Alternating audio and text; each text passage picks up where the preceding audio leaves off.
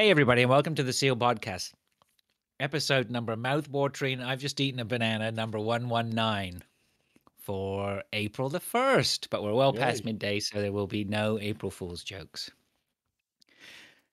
Gentlemen, what a week. How are we doing? We all right? I'm joined on my left. Sorry, I'm joined on my left by Dave. Hello. And on my right by Neil. Hello. So what do we know? What do we know? Not a lot, apparently. No. This is the end of a very, very busy and hectic week. It has been a hell of a week. You played a lot of Everyone's Valorant. I haven't. I played a lot of PUBG. I haven't played a lot of Valorant. I have played some though. Yeah, here we are. Finally, we made it. Running a little bit late. That's my fault. Another I do Friday. apologize. Another Friday. Yeah. So, okay. Well, without further ado, then let's just crack into the start of the show. Oh, so there's no Pilch again this week. Hopefully, he'll be back with us soon. He is missed. Indeed. Surely by somebody, I guess. Fantasy League, footy, the footy section. Well, we haven't really got an update from last week because it's been Boredom International Week, isn't it? We could talk about the World Cup draw, though, I suppose. I think we should talk about that because I didn't even really pay any attention to that. You do shock me. I'm very busy, Neil. I'm very busy. We're in the football section and you haven't got a fucking clue about any football stuff that's happening. I heard England drew the USA. Yes. Chance for revenge, I guess. They don't stand a chance, do they? Who, the US? Yeah. Oh, it's going to be extremely embarrassing if we lose to them, isn't it? Yep. Especially as you beat them. Yeah, Canada's in the World Cup now. Yeah, what the hell was that about? Well, we had to to go to horrendous countries, obviously, to compete in the World Cup. Well, where was it? Oh, well, 86 was in, that was America, Mexico. Wasn't it? No, 86 was Mexico, I think. That's not horrendous. No, I don't think 86 was Mexico. I think 86 was Los Angeles, wasn't it? No, 96. 94 was Los Angeles. Because that's when England didn't go. 86 was Mexico? Oh, Mexico was 70 and 86? Anyway. Sure. Yeah, the Canadians... Let us know if you know. If there was only some way to find out. Yeah. Yeah, Canada did all right. We didn't beat Costa Rica, which would have secured it. So, but I think that that was away. I think they played away to Costa Rica, but I think they were waiting to do the job at home against Jamaica. So at home. Yeah, I was thinking about buying tickets. Didn't I talk about this last week? I was thinking about buying tickets anyway, and I looked and I was like, they're a little bit expensive too, but as well, I was like, it's going to be cold down there, right? We've had some Arctic wind coming in and all that sort of stuff. The poor old Jamaicans didn't stand a chance. I think it was snowing that day or whatever.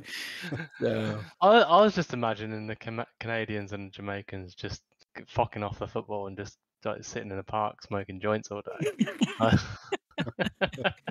We probably did that after the game, after dinner smokes. So yeah, anyway, Canada qualified, so that's good. Everyone here is pretty stoked about that, which they should be. Hopefully we can do better than we did last time we went and score a goal, which would be nice. Well, it was good to see that the odds on England went from being it was 11-2 before the draw, and we drew Iran, USA, and either Scotland, Wales, or Ukraine. And the odds went out to 9-1 for some reason. I was like, how does that work? I think we've got a pretty easy group. It'll be interesting to see if Ukraine make it through. Well, I don't know what's going to happen there. They've got a game against Scotland, obviously, that was postponed from last week. And then whoever wins that game or whatever happens in that game will then play Wales. And whoever wins that game will be in our group. So that'll be interesting. I don't think they're going to be playing at home for any of those games. Ukraine? No, it seems unlikely. Yeah. I think it was supposed to be. I think it was in Scotland anyway, but I don't know what the arrangement's going to be for that. But Yeah. No. How close? So what? Scotland and Wales. Then how are they looking for qualification? Do Well, yeah, they? Wales have literally got to play the winner of Scotland Ukraine because Oh, they okay. beat whoever it was. They won 2-0 the other day. I can't remember who it was now. 2 goals from Gareth Bale, part-time footballer. Comes on, he just only scores bangers when he comes on for Wales. Doesn't play the rest of the time. He just fucking just plays for Wales, no one else. Yeah, both teams, both Wales and Scotland, have got really good one or two players, but then the rest Wales are have. fairly middling. Well, it's one, isn't it, for Wales?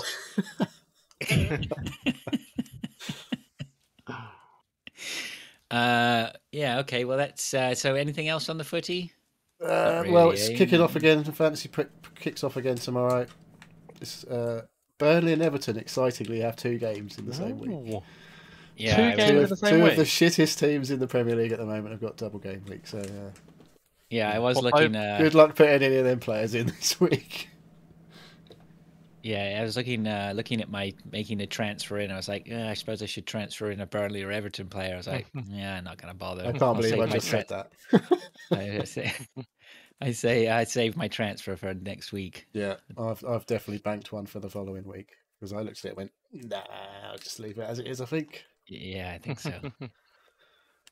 Could put in Nick Pope in goal because they've got a home game against Man City. I was like, that was one of the recommendations. It was like, yeah, maybe it's time to think about putting Nick Pope in for your goalkeeper. I was like, they're playing Man City. What the fuck are you talking about? Yeah, that's not going to happen. Okay, well then what about Twitch and YouTube? YouTube. It's been a lot of YouTubing. There's been a lot of YouTubing. Yeah. Neil's been on it this week. Well, he's been on it for the last couple of weeks, hasn't he? Neil I've had is something to do for a while. Yeah, Neil is our shining beacon of YouTubeness. Not getting as many views as your videos, though, are they? Because I swear Mine just watches him over and over in a bed again with his wife to explain. I know. So I posted that second grenade video, and I was up there standing in the living room pointing to this television screen trying to explain the finer points of grenade cooking to my wife. So how many times did you watch that video? I've watched that video loads of times, and I've watched the other one as well loads of times. Most of the views but not are on the Seal me. Podcast account, obviously, on your own account. On my own, yeah. I'm gonna get those numbers up. I'm gonna see if I can maybe just drop a $5 to some sort of I don't know, some Eastern European bots or whatever that can drive my video numbers up. You're doing a good enough job on your own. But that's pretty good. It's been fun to make some videos. I think I've got this program because I don't know. You've been using what? Have you been using OBS to make yours? I use Twitch Studio. Right, and then you just how do you do it exactly? There's a record function on that. So just as soon as I know that I'm going to be, so with the Death Store, because I think I did the Grey Crow as well. I beat the Grey Crow, so I knew I was ready. Thing is with Death Store, like I know if I'm up for it, I'm going to beat the boss. I just feel it. I feel I'm up for it. I can do it. So when I know that, then I just record all the fights, and then it automatically records that, and then I just throw it into YouTube, and use the YouTube Studio. Do you use it in YouTube? Edit it in YouTube. I try to make sure the video is not too long because I try and keep those processing times down. But yeah, I'm getting the process down quite quickly now. So, and then with PUBG, I use if something happens in PUBG that's worthy of, they have a proper replay function in there, so you can basically recreate the match in real time.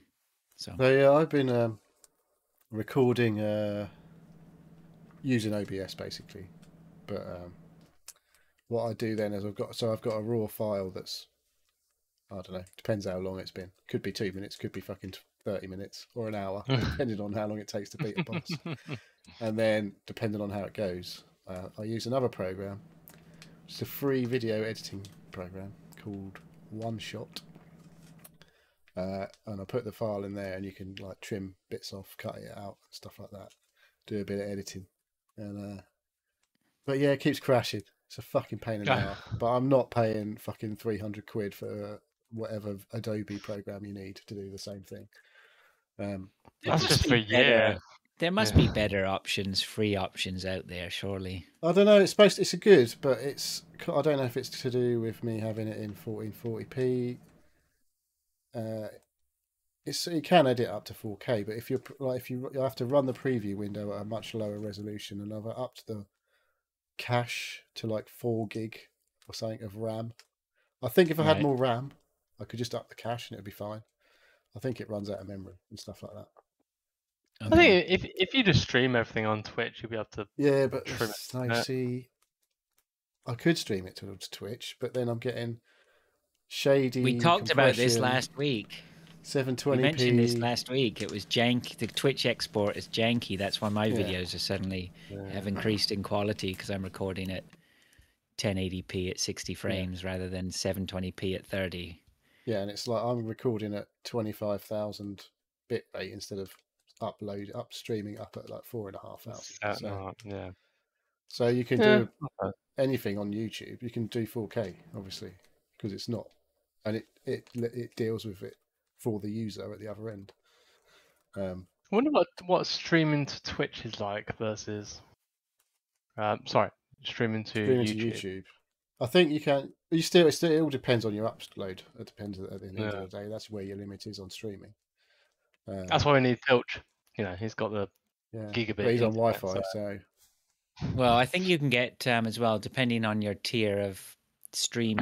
Twitch streamer, you get the ability. You can stream it 4K if you've like a partner, but and they will then transcode the output for users who haven't got a 4K capable download stream. Because that's the reason. Basically, you're recommended as a streamer to stream at 720p 60 because of the amount of people who are basically just watching on their phone and they haven't got the bandwidth to download like a 4K video stream. And then downgrade it, transcode it. It doesn't, because the Twitch doesn't do any transcoding unless you're a partner level. Right. So that's why. But YouTube, it does. Because it's all interesting. On demand and buffered.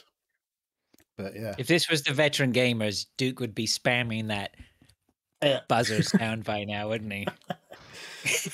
Are we talking about video games? We're going to talk about video games? No one wants to hear about video games. No one cares about video games anymore. So anyway, YouTube, that's good. Yeah. So yeah, Neil's doing Sterling service there.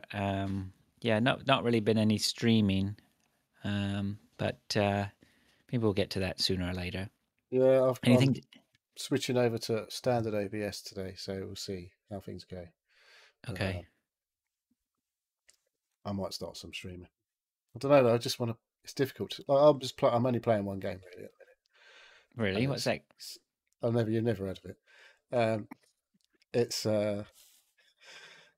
It can be like it's a bit. I don't know. Sometimes I don't really want to stream what I'm doing because it could be a bit boring to watch. Right. I don't really want to have to talk constantly to make it entertaining. Potentially. Yeah, that's fair enough.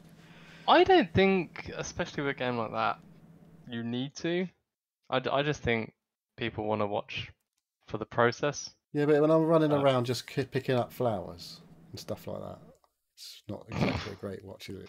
I don't do that, to be honest, that much anymore. I think we sort of spoke about this before, and that if you're streaming just hours and hours and hours of content, then you can just expect to be playing and somebody will pop in and maybe have a chat with you about something or whatever, and then they jump out, because we're not going to make mega numbers, are we? Not with that attitude. Which then you sort of begs the question of why, do I really want to stream just on the off chance that someone's going to pop in? Whereas if you're maybe doing short dedicated streams, then people know that it's a regular time or something that you get more of a social thing going on. But that's been difficult for us to keep a schedule.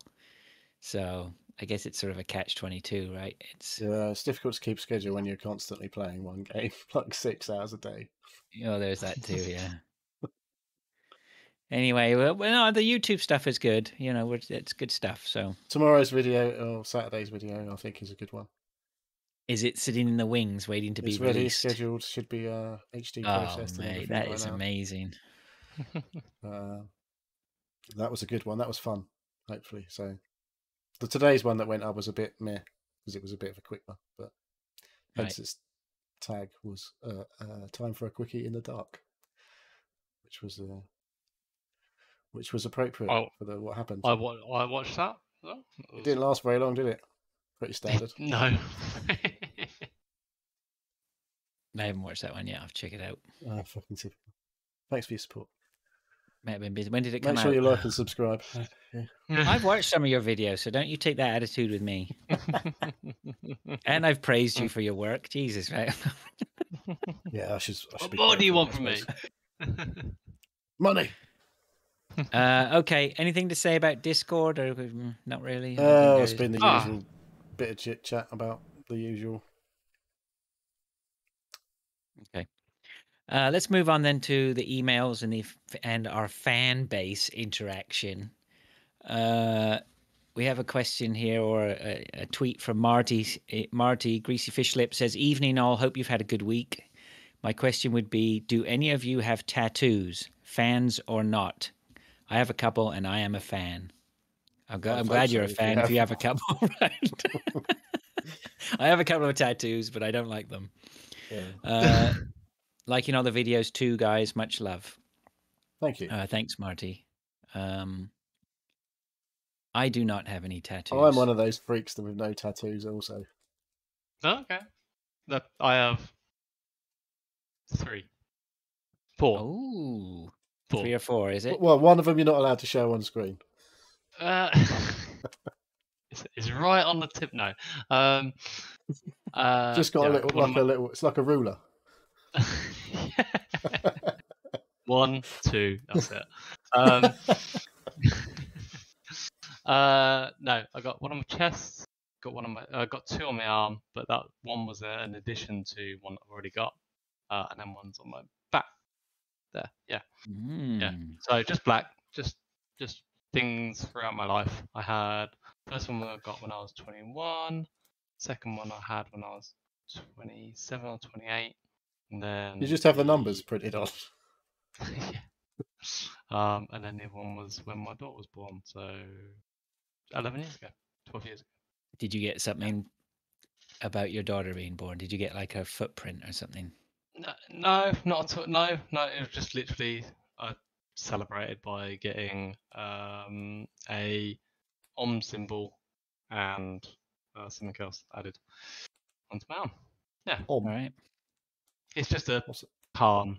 Yeah, like it's to do with meditation and other things as well, but it's it's a peaceful, calming symbol. I was into that shit. All right. Yeah. But nothing elaborate. Not like a whole sleeve or We're not done with you yet. What the tattoos on your chest and back then? So the first one's a serpent, and that's symbolizing conflicting emotions and mental state. It's like an Ouroboros, like a self-eating serpent. Oh, you'll know about them soon. Like eating its own tail. Yeah. So like that, and then I've got a. My dog does that. And then I got a Celtic symbol, because I found out through my family that we are very distantly Welsh, and one of the symbols that was in a coat of arms was on my back. So, well, it wasn't on my back, and it was. So, yeah. Okay. I think Christian might have been on the beers. He's telling you to get him off. In the chat. I assume he's talking to you about your clothing. I don't know. So no, they're I don't show them. They're for personal. So yeah. There you go. There's part one. I don't show him. I don't show him. He says showing him. Just that one. Didn't see that broadcasting out to anyone who can see it. Yeah. So yeah, but it was a bit painful around the nipple. But yeah. All the others, it was great. I actually don't care about it. Do you enjoy the process of having it done? Yeah. Like the feeling of pain. Yeah, it's just like it's not pain, it's just it's weird. It might be for some people. No, it could be. Depends where you have it done, I suppose. Yeah, I don't have any tattoos. It's not that I'm not a fan of them. I think if I was to, I've sort of sat for the last couple of decades, said to myself, maybe I should just go get a tattoo, before I die, have one tattoo. And I've always had the idea that I would get my idea would be to get something like maybe a half of a Union Jack and half of a maple leaf, just to sort of signify that sort of split that I've had between the two countries. But it's not that I'm not a fan of People tattoos. Might think you're a bit of a gammon, though. I should just get a picture of a gammon. Yeah. Whatever. Yeah, I'm not too big on like spider webs across faces and I know a guy things like that, but he's almost covered in tattoos. He's like full-on tattoo addict, and it's just like fucking. It looks crazy, like the stuff he's had done, like fish. It looks like a fucking yakuza. But it's like anything from like his wrists. It's like there's nothing on his hands, and nothing from like his neck up, so you can't see it while like his normal clothes. But yeah, he's literally covered everywhere else. Nice. Yeah. I mean, it's very impressive sometimes what people have done, for sure. So, yeah. Okay, Marty, thanks very much for that. Scott Patton sent us a tweet. May have accidentally purchased Elden Ring after watching Neil's streams. First hour, been killing animals and some bats while avoiding a bloke in gold on a horse. Not feeling brave enough yet. Must get good. Yeah, I wouldn't bother trying to fight that bloke. You definitely got you tempted. You definitely will at some point go, yeah, I'm going to fucking have it. Come and have a go and all that. And yeah, he'll probably kick your ass the first couple of times. But unless you leave it fucking 20 hours before you go back. That's like the first 30 or 40 hours of the game, isn't it? Just killing mobs and it's not avoiding. Really. You've got to find all the materials to make arrows for your bow. That's where you've killed all them sheep and the birds. What do the bats give you? Fucking headache. COVID. So you have to make the soup first. Don't have to fucking eat them.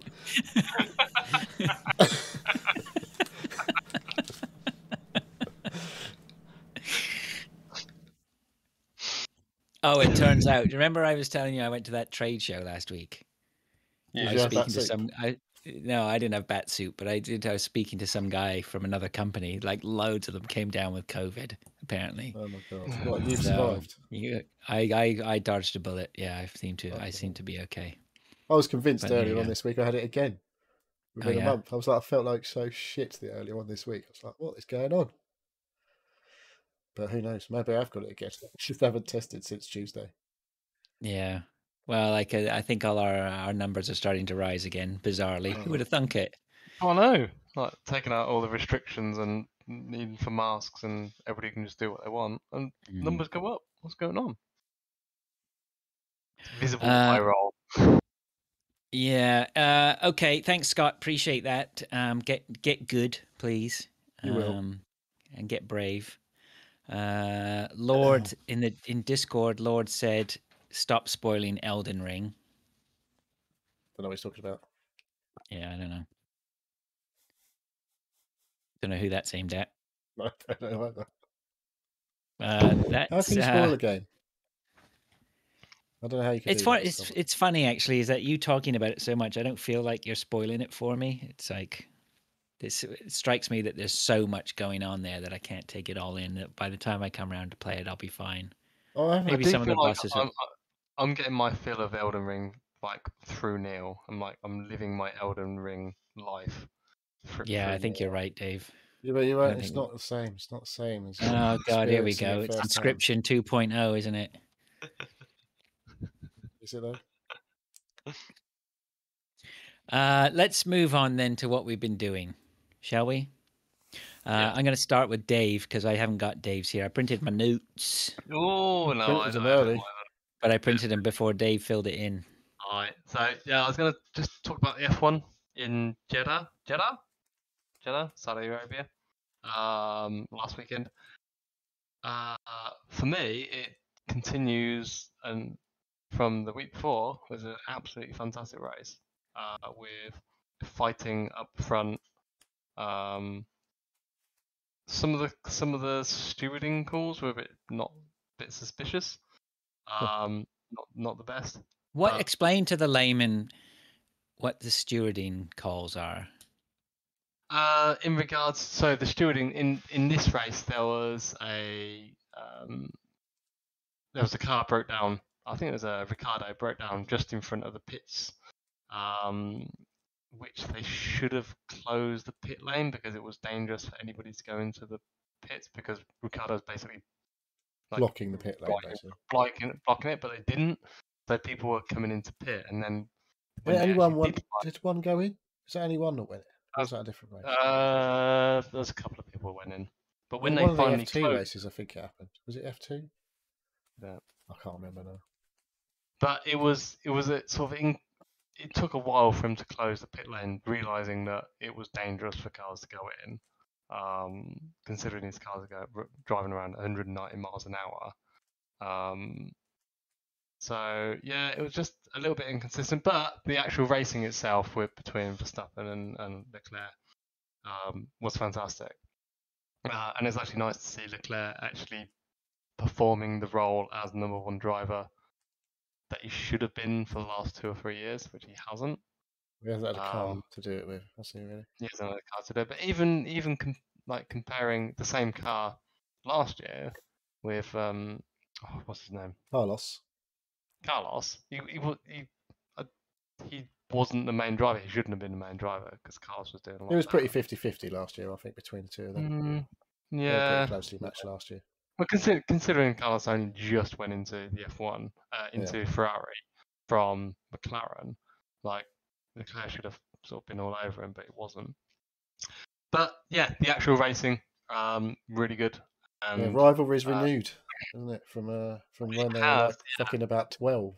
They've been racing ever since they were like fucking 10 or something stupid. Oh yeah, back in kart days. Back in kart days, it's great. Yeah, there's clips of him like Max Verstappen. Get this, fucking complaining. I've never seen it before. When he was like 13 or something, going, "Oh, is this? He's fucking doing this." I'm like, "You haven't fucking changed." So yeah, it was really good actually, and it was nice to see. It's frustrating for Mercedes not to be up front and in that position as well, but it's nice to see Red Bull and Ferrari rather than the usual Hamilton. And Russell doing really well. Russell doing better than Hamilton last race. Yeah, Hamilton had a bit of a mare last weekend, that's for sure. He did. I don't think that'll happen again. But Russell was actually not.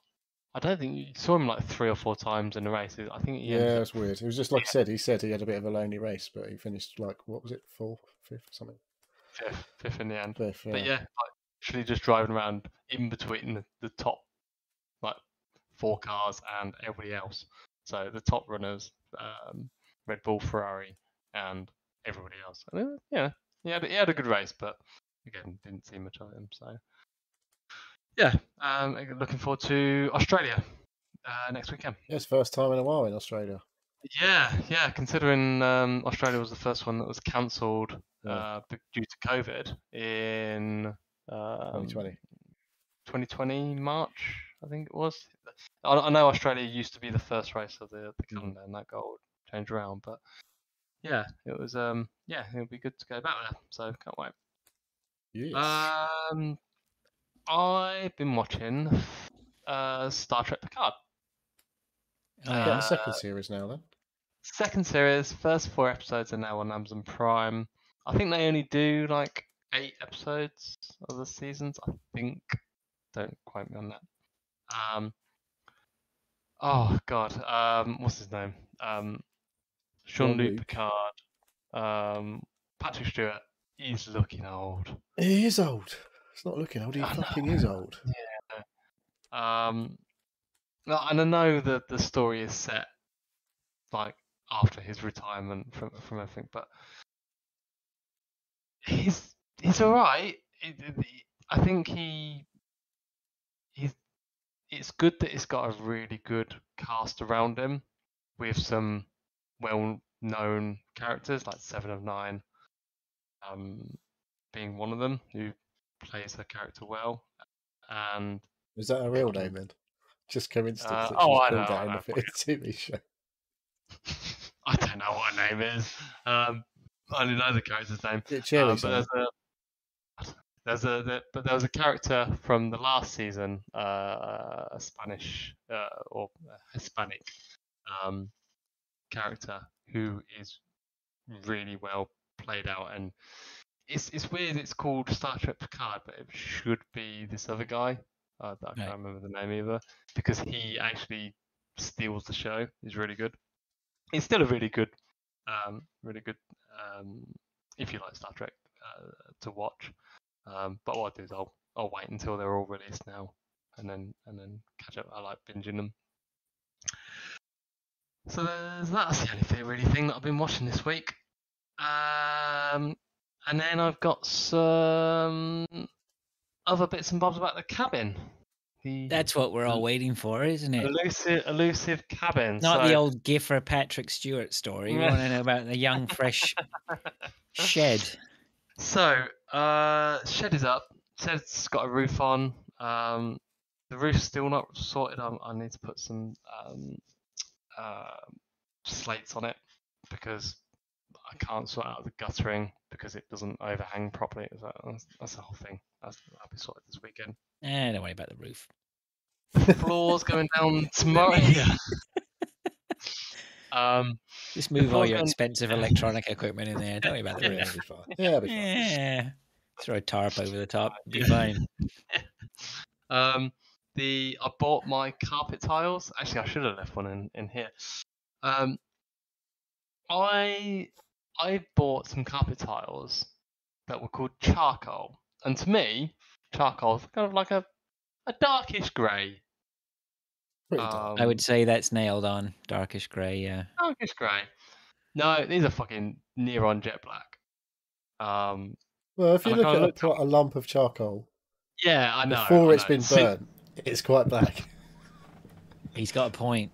Once it's burnt, it's quite grey. Dave. Yeah, since looking at it's like pre-burnt charcoal would be a better description. Yeah. What my imagination of what I think of charcoal and what actually is the colour of charcoal is massively different. Still nice though. Still really good because I've got it's carpet tiles, 500 by 500. So they're going to go down at the weekend as well. But yeah, like. How are you sticking them down? Do they have an adhesive, or do you use a pot of glue? I've got 2 cans of carpet tile adhesive. Is it spray stuff? You spray stuff. Get so high. Just shut that door and stay in there for a couple of hours. Don't put that roof on yet. Yeah. So yeah, basically you just sort of spray or sort of around the sides and wait like 10 seconds, and then it goes tacky, and then you whack it down. Oh, okay. I've got to measure all that, and then I'll do. Is that like an impact adhesive? They call those something like that. Whereas so you do both sides, and then like the 2 things you're joining together, and then you wait until they're slightly cured, and then once you pop them together, then they're done. That's it. Yeah. I think so. I don't know. That's the instructions that I saw on the YouTube videos that I was watching. It's like, yeah, just spray a bit on there, give it a couple of seconds. Yeah. We should do a deep dive into adhesives. Anybody, if we have any adhesive experts listening, send us a tweet or something. I'd like to know more. What sort of use of these adhesives are you interested? Well, what are they like? Well, some of it's, their you know, intended use. the mechanics of adhesives is quite fascinating if you're that way inclined. So, and I think, what is it? The super glues, I find those interesting. The cyanoacrylates, I think they're called, the super glues. See, come on, I'm flexing now. You like it? You could be talking bullshit though, as far as I'm concerned. I don't know. Well, let's see. I said, hey, I'm calling it. Where are the adhesive Cyanoacrylates. experts? Yeah, something like that. Um, Very brittle though. That's the problem. Yeah. Oh, seems a bit rubbish as a glue then. It's brittle. Well, you have to use different. Well, you see, Neil. You have to use different glues for different purposes, right? There isn't one glue that suits everything. I thought the idea of a glue was to stick things together, not so it'd be brittle. So that right, just, like, but you're not going to use a wood glue, are you, for sticking down floor tiles? There's more to the adhesives than you think. This is why we need to deep dive, Neil. Right. Maybe we should do that offline. No, this is exactly what we're doing. The adhesives podcast is going to be. Are we ever going to talk about video games? The theme? No, don't worry about those. The theme of adhesives. Come on, what did we dine out on for a whole year? It was something else, wasn't it? I think we were talking about something every week. Wasn't there something we were talking about every time? So I don't know. Anyway.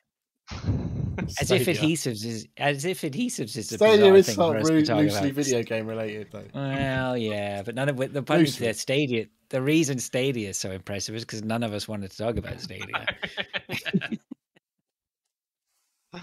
So yeah, let's go back to actual news. So the floor tiles are going to hopefully go down, depending on the adhesive. The electrician's come back to me the last couple of days, and he's coming on Friday. Oh, Sparky. The old Sparky. So what he said an inspection, or has he already been to know what he's got to do? No, he's coming on Tuesday. Well, he's already been. He's coming again on Tuesday just to double check. I've basically sent him a list of everything that I want from I can't remember. Basically all the sockets that I want, the USB and power sockets and outside sockets and the lights that I want and the switches that I want and all like everything that I can think of that I want to have control of. Right. I've sent him the list and said, "Get me these."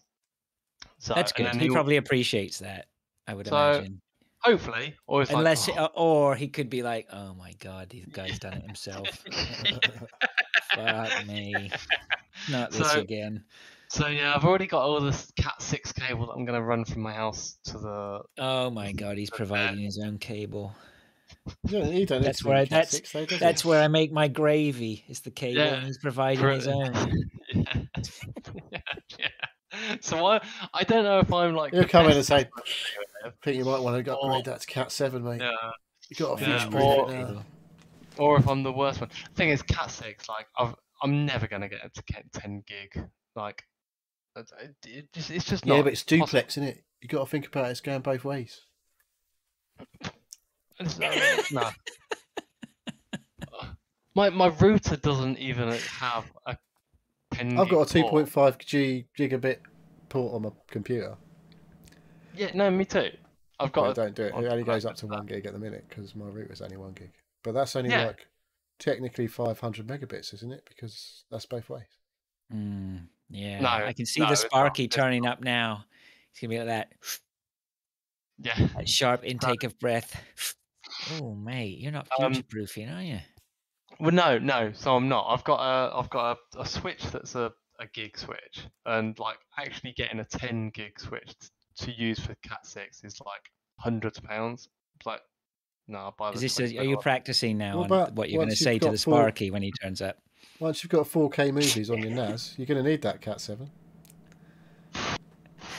Well, no, well. Well, just run the Cat 6, and then when time comes, just add some Cat 1. Well, just strap it on. The 56K.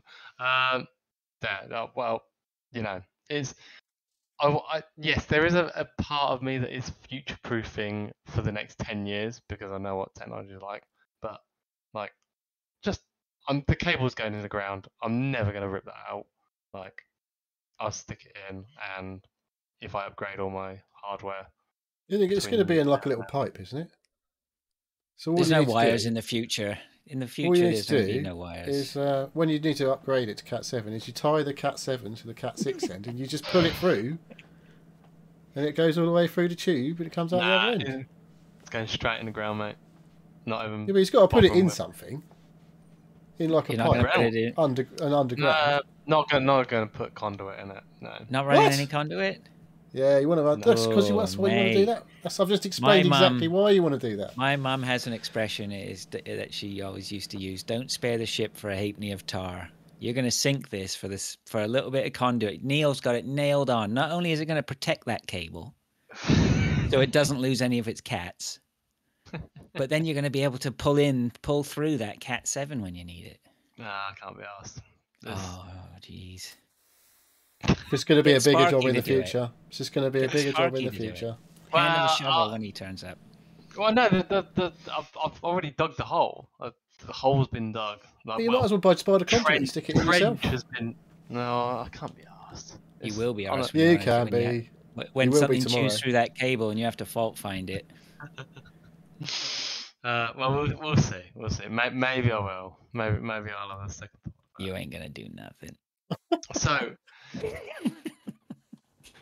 other thoughts about my cabin den shed thing is I'm gonna get a TV unit to put in there to one side. So I'm gonna put a TV in there. Are you gonna wall mount it? I'm gonna wall mount it. So what's the unit? When you say TV unit, do you mean TV? So I mean TV unit as in under storage and on the side storage. So basically. You're going to IKEA, is what you're saying. I'm going to IKEA. I'm going to IKEA and I'm going to buy some wooden. You're getting some Besta. Getting some Besta. Doing some fancy shit. Besta, yeah, it's all Besta. Yeah. And I'm going to get a futon or sofa bed. How fucking big is this place? Isn't it supposed to be for working in? Well, I only sit at a desk. I literally sit at a desk. So you're just going to be lying on your futon doing your work? No, not on the TV. I'm gonna well, I will show you. Like when the time comes, we'll do a walk around of what it is. We do a live stream. We'll do a live stream. Maybe we could upload it to YouTube. I don't know, on a higher quality video stream. Brilliant. Using the Cat 7 cable. Using the Cat 7. No, Cat 6. That hasn't been tuned for it yet. We'll have to wait a few years, obviously, to do the higher quality video stream. So I'm gonna do that. I'm gonna get a nice TV unit and a sofa bed style thing. Because to be honest, I know what it's like. Like Bella is gonna want to stay in there with her mates and have a. Well, that is it. Well, I don't care. Whatever. TV, sofa bed. Your computer. I just lock the door. Me and the missus will have a night in. It's fun. Because I know from Fraser, your boy has mates round in the basement. Yes. Doesn't he? Yeah. Yeah. So whenever the kids have sleepovers, yeah, they're always in the basement. Yeah. Yeah. So that was my idea. Is like Bella and her mates can fuck off out there. Like. The thing is, you are going to find, and I'm finding it now, that I'm happier knowing that the kids are here. Like if I've set up, like they have the ability to sit in the garage with there's a sofa in there with a TV and Xbox and whatnot. So in the summer they can all hang out there as well. At least they have somewhere to hang out, right? Or you sort of have some sort of eye on it all. Yeah. So that's part of it as well, and also like a place for me and the missus to like get out of the house and sit and just not think about fucking washing up or washing or anything. We'll just go out there and stick a film on, and like enjoy ourselves. So I'm gonna have a little beer fridge. There's gonna be literally no room left to fucking sit anywhere, is there? Of course there is. It's 5 meters by 3, so it's a decent space. But one of the things is I've got a Toshiba 43-inch that I'm going to actually take from. It's in our bedroom at the moment, but it's massively too big. So I'm going to get a little 32-inch or 28-inch and put in there, and I'm going to take You that. actually and watch put it telly in the bedroom? We watch. We Okay. watch TV to go to sleep. Don't TMI. No. Nothing like that. So sorry. Where's the 43s going? Where in the bedroom? So 43 is currently in our bedroom at the moment. I got it in the free. shed. It's going in the shed. Right. I got it free with my phone last year, and that's going in the shed. But it's got shit sound. It's good picture, HDR, 4K, but it's like 2 watt speakers. It's absolutely shit. So I was looking at getting a soundbar. Soundbar. Your soundbar. And I've got no idea about soundbars. And basically, I was looking at these Echo Studios that came out. Was it last year, year before? Let me tell you about soundbars. Here's the first thing you have to consider. Right, with a soundbar, you're probably going to get some decent sound, obviously. Okay, but the problem with the soundbar is you've got to put a subwoofer now on the floor somewhere. So you are going to eat up some floor space, which I would imagine is at a premium.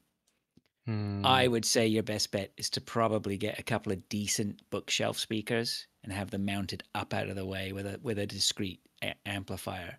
What's a discrete amplifier look like to you? It's like something small. You can pick up some nice little small amplifiers. It's what we use in the garage, right? It's tiny. I've got it mounted under a little shelf.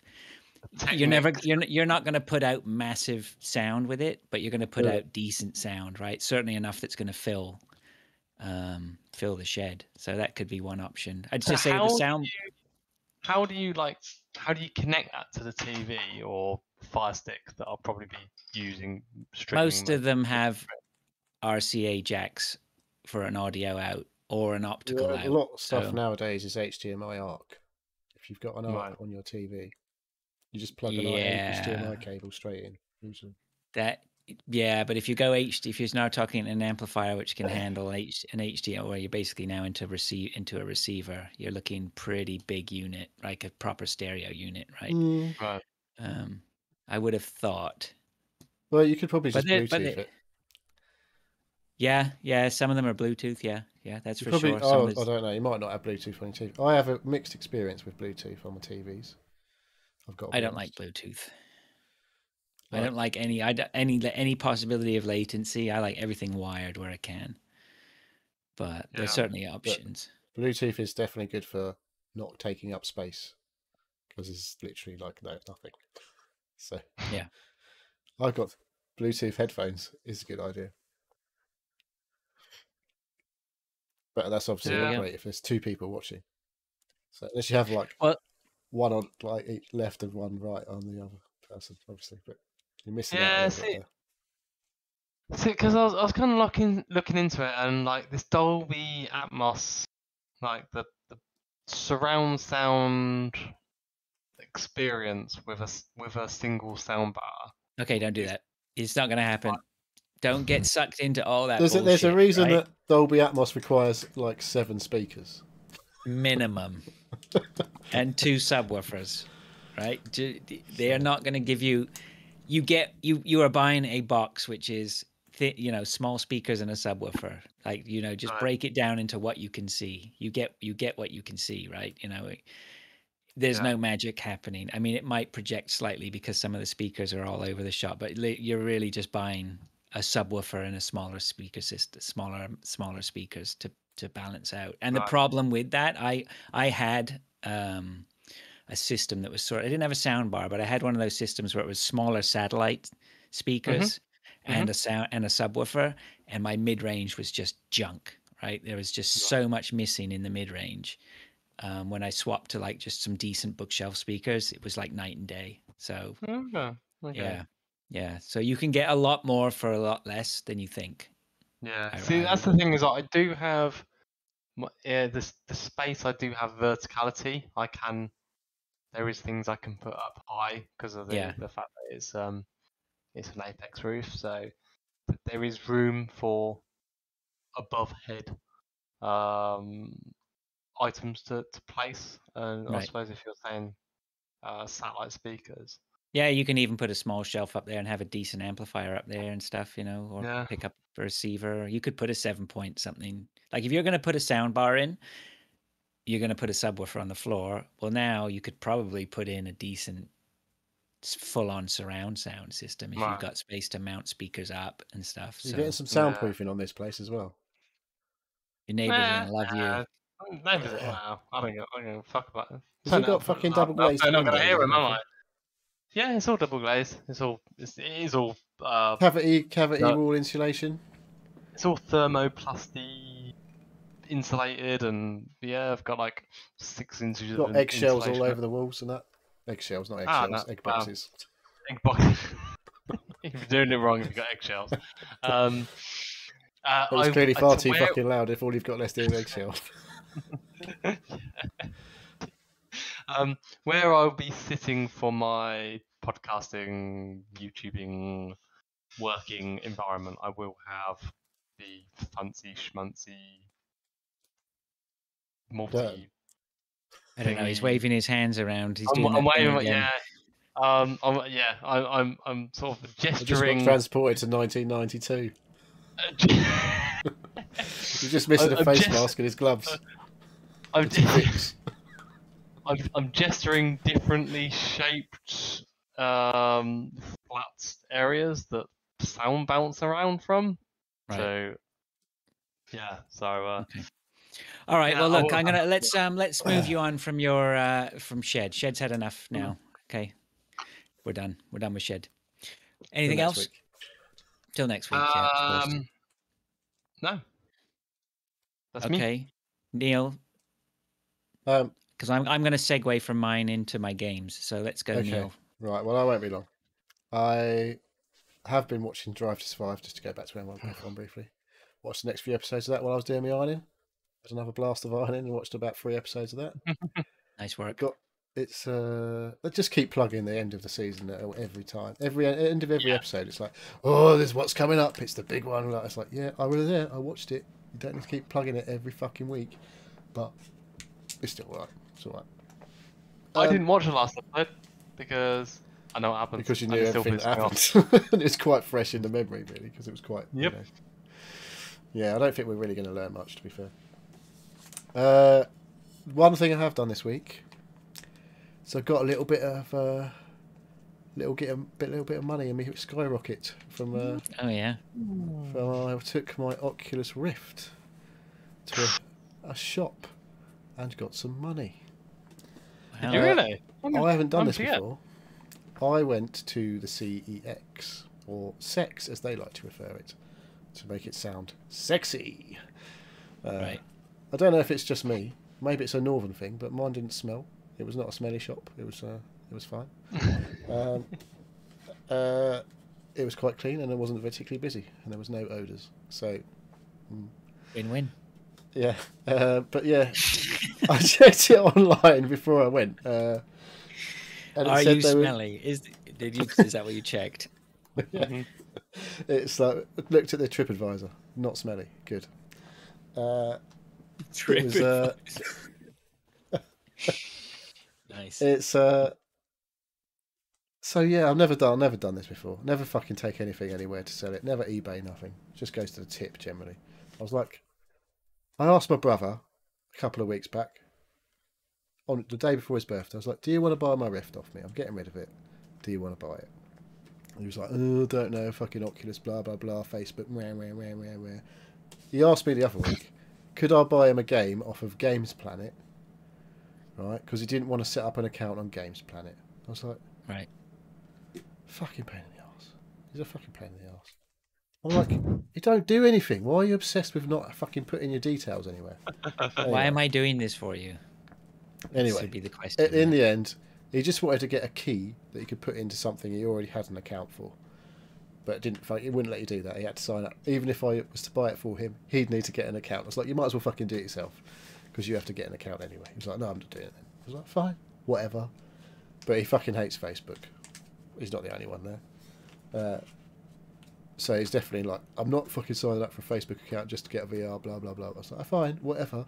And he was like, we had this big fucking almost a big row. He was like, I don't know why they have to do this and this. And I was like, look, if you want that thing, you have to agree to their terms and conditions. If you don't want to agree to their terms and conditions, tough shit. You're not going to have their stuff. He was like, oh yeah, but it's not. They just, I don't know why they have to do this. The thing with the contract is you can normally negotiate. I was like, you can't negotiate your deal, your terms with anyone else, as far as I can say. They are the terms. If you like it, fine. If you don't, fuck off. Is basically how everything works. Anyway, so in the end, I literally phoned him the day I was taking it to CEX and said, last chance, I'm going to CEX. Well, I spoke to my mum because he was in bed, and said, does he want Please this buy thing? this off me. Because I'm going to take it to CEX if he doesn't say anything, if he doesn't want it. So at this point, okay, here, sorry, I have a question. At this point, how much were you offering it to your brother for? I just told him CEX will offer me about £100. I didn't say what I would take from him. I was obviously going to go for less than that because he's my brother. I would have taken less from that. But, I wanted something reasonable. I wasn't going to take, much less. Here, you can have it for a fucking tenner. That wasn't going to happen. Why not? He's your brother, you tight bastard. Fuck off. As if you would. You'd have been charging him double. Your brother, I would have been scamming him. Anyway, so last chance. I'm going to CX if you don't want it. And so my mum's like, look, Neil's on the phone. Do you want this? He's like, no. So I'm like, fine, that's fine. Okay, I'm off now. I'm going to take it now. I'm in CEX. I've got the fucking Rift on the parking on the checkout. She's had it all out, looked at everything's there. Our mate's come over. Oh yeah, I've got one of these. Yeah. Everything's here. It's blah blah blah. 94 quid for cash, or 133 quid in credit. Oh, I was like, you got to take the credit, haven't you? No, I'm not. I'm not going to buy anything in there. I'm never buying anything in there. So I was like, I'd like the cash, please. I was like, 94 quid for something that's literally been sat in my fucking back room for about 3 years, gathering dust. Almost. Yeah. Like, without even bullshitting. Better to have the bunts in your pocket. Exactly. So I'm like, do you want to buy it? When I looked on eBay, they were going for like 75 quid. So I was like, fine, that's fucking great. Right. Yeah. So I said, agreed to that. I said, obviously, I take it you're going to want to test it. She's like, yeah, it will take about half an hour. So I was like, fine, off you go. Sign this, blah, blah, blah. We'll test it. I waited in the shop for half an hour, looked at all their shit, and was like, wonder if there's anything else I could fucking flog in it. But, so, I've done all that, and then I get a text from my brother. If I can set it up without signing up for all these accounts, so I am interested in seeing if it works. I was like, I'm literally in CEX now fucking trading it in. I've never heard from him. So it's like, fucking hell, I gave you like so enough chances. Fucking wait till I'm in the queue and getting it done. Anyway, so I got 94 quid from my Rift. Nice. And I asked while I was in there about my graphics cards. So I've got potentially 2 graphics cards. My 2080, they would give me 300 odd quid for, 330 quid. I was like, in cash. That wasn't a trade-in. I was like, hello, I might take that in then. And my 1070, if I decided to keep the 2080 and take the 1070 back, was worth 100 quid. I was like, that's not bad either for a card that's 5 years old now or whatever. Yeah. So I'm shocked at how much they're actually offering for things, to be honest, and how they actually make any fucking money. Well, what you're shocked at is how much your stuff is worth, and why haven't you been recycling it quicker? Which we've all been trying to sort of, I think, that's what I've not really always ever had done. Anything to get rid of like that, I don't think. You'd be surprised, though. I mean, like we said before, there is. I think there's a certain break-off point. Maybe I'll just hoover up all my phones. I should probably box up one of my Xbox Ones and fucking take that back because it's going to sit there doing nothing now. Right. You never know, right? I could probably walk out of there with about £1,000. All the shit that I don't use, fucking just lying around my house. There you go. I was like, how do they make any fucking money? Take one of your ovens. Your missus comes back, the oven missing. I need to we get had a two. replacement. It was all right. Yeah, well, maybe I'd like to replace them ovens, to be fair. So, but yeah, I don't know how they make any fucking money offering that sort of cash. Well, it depends how much how much your Rift is selling for tomorrow. Who's going to buy one is what I'm thinking. I was like, I can't believe anyone's going to fucking buy one. Right. How much is an Oculus? How much is a Quest 2? 250. Right. So all they need to do is put it up for like, 175, and someone's dying for that VR experience. They can get it for Don't 175 know if they about that, can't mate. afford. That seems like I a don't know. I'm fucking just saying. madness. I'm just saying. Like the markets are there, right? It's. I guess, but maybe they were just like. Well, I was in there. They Like, know their onions. if I bought enough stuff, I could probably buy. They had like a few PS5s sitting on the shelf. And I was like, Oh. Well, I have really? probably got enough stuff to go and get a PS5 If you can't swap a couple of, a 2080 Ti and another decent graphics card and get a PS5 out of it, I'd be very surprised. You know how much their PS5s are selling for? $550. How much Right, is a PS5 to buy? but If somebody you could else buy could one? be selling the 450, PS5s right? to them, right? 450 for a PS5 should be. Is it 450 Right. for the normal PS5? 630 quid unboxed. They were selling them for. Wow. It's literally like nearly 200 quid more than they're supposed to be. It's like fucking thieving bastards. So yeah, It's not I ain't right. buying a PS5. It's not right. Yeah. But yeah, so That's the market. CEX, who knew? Mm. And what was really bizarre is there's like in Milton Keynes, there's like Game, the computer game shop, the only fucking video game shop in the country now. Then there's CEX right next door, and then right next door to that, there was a new shop which I'd not seen before, which was like buy and sell electronics. I was like, what the fuck? It's like some random had set up literally right next door to CEX in direct competition with them. I was like, funny enough, it was fucking empty. So, Yeah. anyway, I think there's a general feeling though people are getting more into recycling their stuff, right? Selling their stuff rather than just junking it, Yeah. So that's good. There was a big bin at the tip today filled with small appliances, they call it, and there was I was looking in there, there's a VHS. I was like, VHS? Haven't seen one of them in a while. A few CD players, loads of printers, loads of fucking printers. They're obviously shit printers, and they're just always breaking. Everyone just goes, "This is fucking worth nothing." It's cheaper to buy like a new Yeah. one with the ink already in it rather than getting new inks. To be honest. Yeah, but yeah, Mm. some stuff Alright. is worth bucks that you don't realise. Yeah. Okay. Anything else? Yeah. That's it, mate. All right. This week I had my birthday, which was fun. Happy birthday! Thank you very much. Happy birthday! Happy birthday! Thanks, man. Wasn't quite Marilyn that, Monroe, but you know. That was nice. I had a very nice day. Bought nice gifts from everyone, and got up and took it easy for most of the day, and then we went out for. Well, you got it at your age, didn't you? Oh, you gotta be careful, Dave. Yeah. Didn't have any cheese, did you? I didn't have any cheese. I did have some cheese on my burger, actually. So there we go. We went out for burger and fries to a place around here that does really good ones.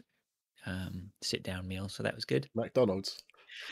But no, it wasn't McDonald's. But anyway, to segue into what we've been playing, I got an Xbox Series S for my birthday. Oh, Dave, earlier.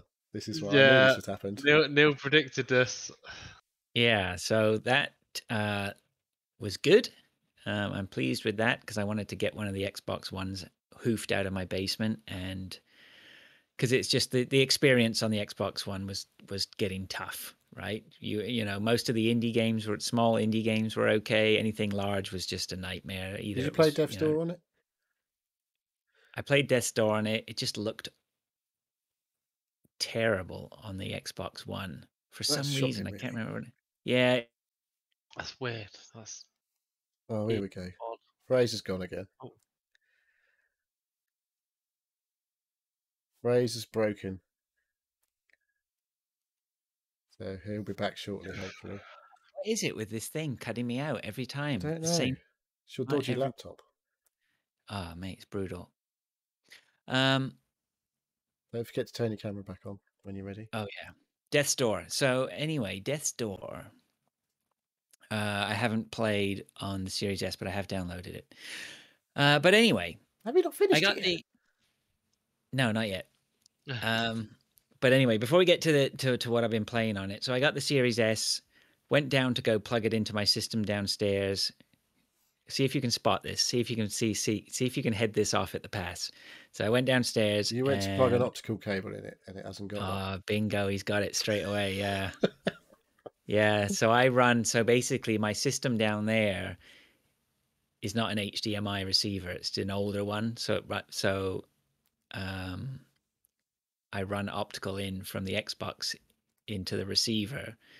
And yeah, the Xbox Series S doesn't have an optical out. So I was like, no. So that was a real bummer because I could pull the audio from my television into my receiver, but there's a latency when you do that. And I was like, oh no, okay. you'll have to get on the eBay again and buy look Well, for, it turns out that I had bought a receiver last summer that was like an Onkyo receiver that was $50. It was too good not to buy, so I just bought it. And I've been using it up here, but it's fully. I knew I had it as well. That it's got full HDMI capabilities on it.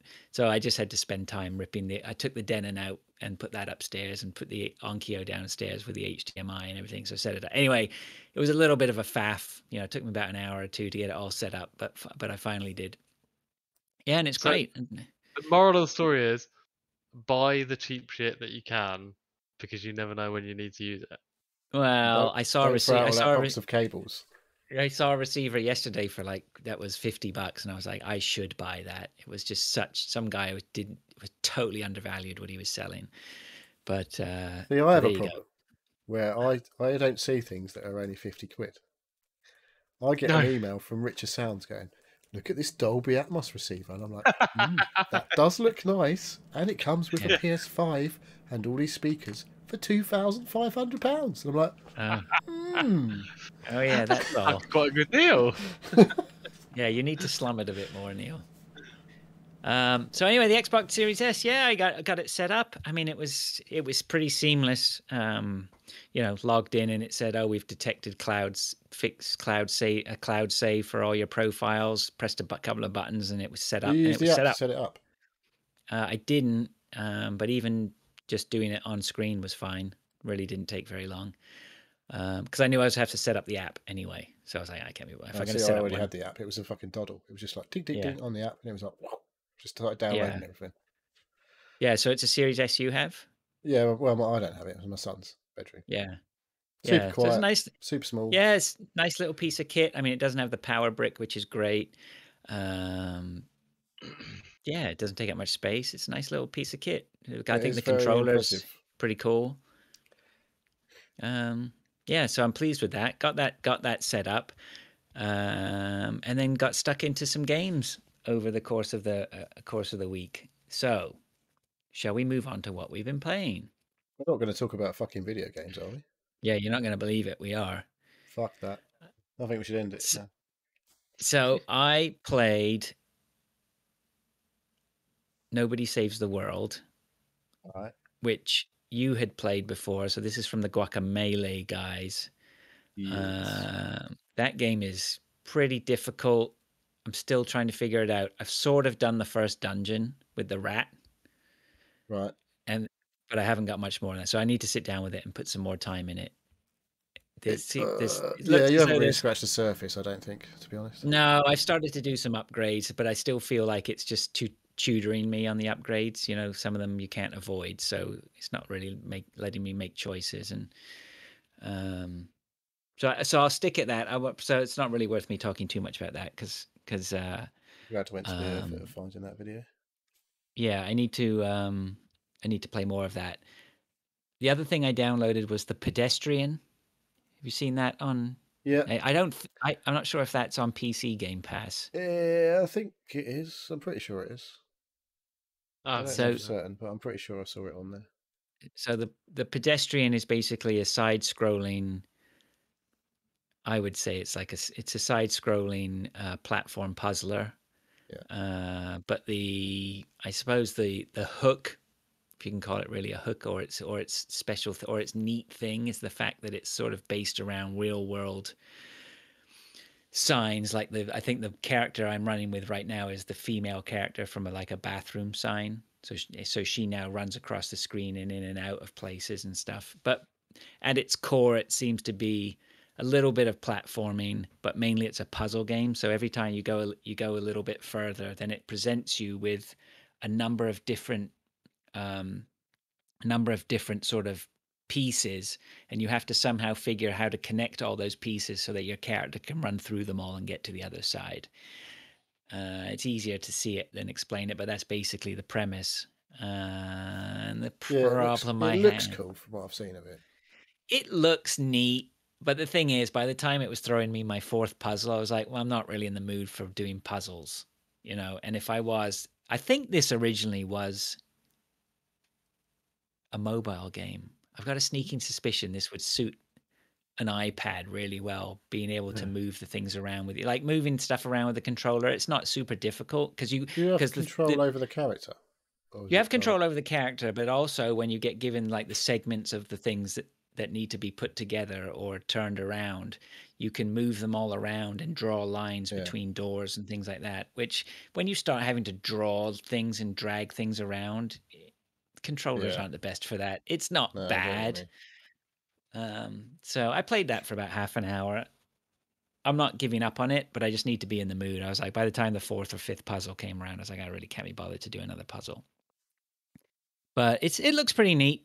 I just a little bit worried that there's more focus on its visual appeal than any real depth of game there. So, but I need to play more to figure that out. I don't think it's going to be a super long game, is it? Well, if it's not, or there doesn't, well, maybe. But I mean, if it doesn't sort of, it looks, but it's one of those things, you know, like if you take like 100% of the effort they put into that game, I'm worried that sort of like 3/4 of it is the visual representation of it, and 15% and a quarter, another 15%. I've been having to go at my son about math, and I'm like 25% of it is the gameplay experience, right? So I'm not too sure on that one, but I'll go back to it and I'll take a look. I did download Halo, but I really didn't get into that. I tried it, but I was like not really in the Halo mood, so that's sitting there for later. But I did download Guardians of the Galaxy, which slammed by Pilch recently. Slammed by Pilch. Yeah. So here we go. I fired it up and it started, and you start off with this sort of cutscene or whatever interaction around your bedroom where you can look at stuff and whatever, and your mum comes in and talks to you or whatever. And I was like, I really hovered over the button to like exit out. I was like, what is this? But then it kicked into the main game, and I was still a little bit like, it's okay. It's, you know, I'm not sure on the game. There's two ways to look at that. Oh, thank you very much. Two ways to look at that. The gameplay was sort of like, okay. But I was also looking at the characters, because none of the characters look like anything from the movie. So you have to get used to that. Let me deal with that separately in a second. So anyway, so I played through the game, and then I was a little bit hesitant, and I was going through things, and of course you do the tutorials about how to jump and how to move and stay. And you're basically playing Star-Lord, running through this sort of over the shoulder, you know, third person perspective. But the more I played it, the more it started to reveal itself, and it's actually, I think, could be potentially a really, really good game. So I'm definitely not done with it. I probably played it for a good hour yesterday, and it's just really interesting what they're doing there, how you interact. So you have your whole team of 5. Basically, you play Star-Lord, but you can command the 4 other characters to do things for you. So you have these scenarios where you're just going through the world. So you may ask Groot to you're like, where do I go next? And then you pull up your menu, and there's something for Groot to do, which is to create a bridge for you to get across, like, or maybe you'll ask Rocket to shoot something or whatever it might be. So that's pretty neat. Although it's nothing groundbreaking about that. But then when you get into the combat, then you have the ability to while you're fighting off, say, 20 or 30 of these weird things that are trying to attack you, you can call Groot to suddenly do a big slam where he gets hold of everything, or you can call Rocket to start throwing, spamming grenades or something like that. And so it's just a way of fighting that is almost a little bit different.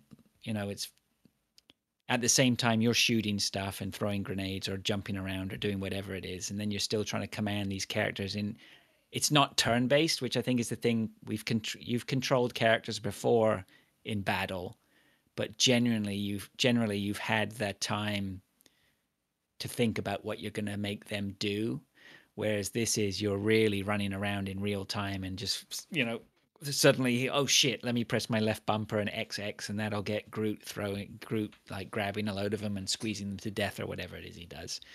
And I quite like that. I didn't like it at first, but when I got used to it, I quite liked it. It made the fights quite different and interesting. And then they've started throwing on upgrades as well, where Star-Lord's attacks are changed, and you can do like like in Gears of War where you do an active reload. Remember that, where you run out of bullets and then the thing starts to sweep across and you time the second button press and it will give you enhanced ammo for the next thing, for the next round. It has something very similar to that, which I've just got. So that's really cool. And but then on top of all that, you have how it looks and the whole aesthetic of it all. And the first thing is, which loads of people probably complained about, was that none of the characters are the same as the movies at all. Rocket actually Groot is. Rocket's very similar. I mean, there's only so many ways you can do a raccoon, right? It's a fucking raccoon at the end of the day, I guess. But Gamora's completely different. My daughter did not like Gamora. Do they look like the comic people, though? I don't know. I've never read the comics, so I can't tell you. But Star-Lord is absolutely completely different. He's blonde and like just doesn't look anything like the movie Star-Lord. Isn't Chris Pratt blonde? Drax, is he? I can't remember. Drax is completely different. Gamora's completely different. So anyway, they're completely different. But I had no problem with that. To me, it was like that made it fresh, right? That made it different, fresh. These are the characters. I can easily understand that there is a history of these characters in the comic books before, so maybe these are more true to the comic book. Someone can correct me. So I was completely fine with that. And then they are completely backed up by their voice acting is really good, really good. I think they've nailed every voice actor for each character. So not that Groot was very difficult, but the raccoon is Vin Diesel, apparently. Yeah, Rocket is really good. Star-Lord's a big bag of okay. He's all right. Gamora's fine. Drax and Rocket are really good. And then all the dialogue, like Drax is constantly bad-mouthing Gamora because he never liked her, right, in the movies or something like that, So, yeah, it's really good. The characters and everything like that. I'm a bit fucking. I've only watched the first film once, I think. But is it like, her dad is like the super bad, isn't it? Yes, she's adopted. He like wipe out this guy's fucking family of planet or something or other. Yeah, something like that. That's why she ended up betraying him or something like that. Anyway, I don't exactly know, but I'm not that deep into it. But it's really good. I think they've done a bang up job with that. I really do. And I find the characters it's fun to listen to. The dialogue's fun to listen to. And I really like the way the characters are designed and presented. So that's good. So you have two really good positives there. And yeah, there was something else I was going to say about it. I don't know, but I can't. But anyway, like it's really good. It's really good. I'm not doing a pilch on it at all. I've been quite impressed so far. And I think the new shiny is it the new shiny? Maybe that's just. I don't. Maybe it could be. Yeah. No, I'll tell you what it is. That is exactly the sort of game I've been waiting to play on my couch that I haven't been able to because the Xbox One was giving me so much jip that it was no fun. And so playing that on a couch, third person playing on a couch, just taking it easy. It's not an overly difficult game. I'm sure I'll get on with it fine, right? So that's the experience that I wanted the Xbox to deliver. And so it's doing that. I was also eyeing up Gears of War 5. I'm like, I never played that. I never wanted to sit and play that at my PC. These are just games I don't want to sit at my desk and play. And so I'm eyeing up Gears of War 5. Third-person games will be, I think, are great for couch. Over the shoulder stuff, yeah. Yeah. Gears 5's decent. It's not going to win any awards, I don't think, for originality or anything like that, but it's good. But if I need the itch scratch, then it's there. So, but there's other games that I want to play, which I missed out on. I can't even remember. There's one that was, I think there's 3 of you in the game, and then apparently it's only good co-op. I can't remember. No. Outriders. No. Outriders, that was it. Yeah. It's fucking shit. Okay. So and then the worlds or whatever are really cool, right? It's really colorful. There's one bit where you come across this massive sort of statue thing or whatever. I was just really impressed so far with what I played. You know, I'm only an hour in, but I got to give it its dues. I can see why it's a bit of a sleeper. You know. Well, there's lots of people saying it did win some awards for a lot of best narrative, like good story and that. Yeah. Well, I have name dropped, but my friend of mine, he did the original score for it, and I see he's always posting on Facebook where it's being nominated for music awards, tons of them, right? So yeah, it's it's cool. I did download it. Really is. I think I've still got it downloaded. Yeah. I wonder if I can set up my PC to stream out to my TV so I can do some couch co-op, like couch stuff. Couch co-op. Couch co-op. I don't know if you can do that on like Xbox, but like Game Pass games, but you can definitely do that on Steam. Yeah. More shed stuff. Yeah, I know. Just anyway, all you got to do is plug an HDMI cable into your PC. Basically, I could just yeah. Why not? Just run it under that conduit. Oh, you can't. You got to dig it up now. Yeah. I'm not in a different building. Yeah. So that's Guardians of the Galaxy.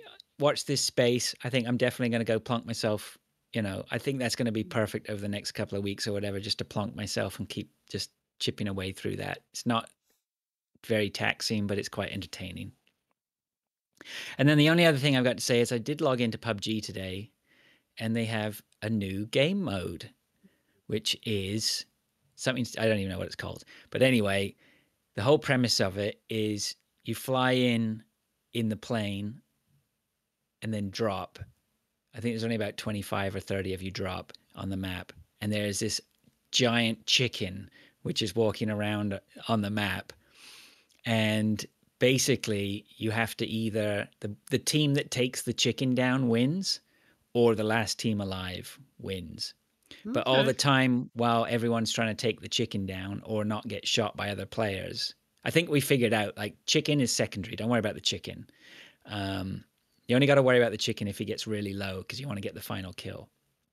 But you need to be careful of, like, all your players.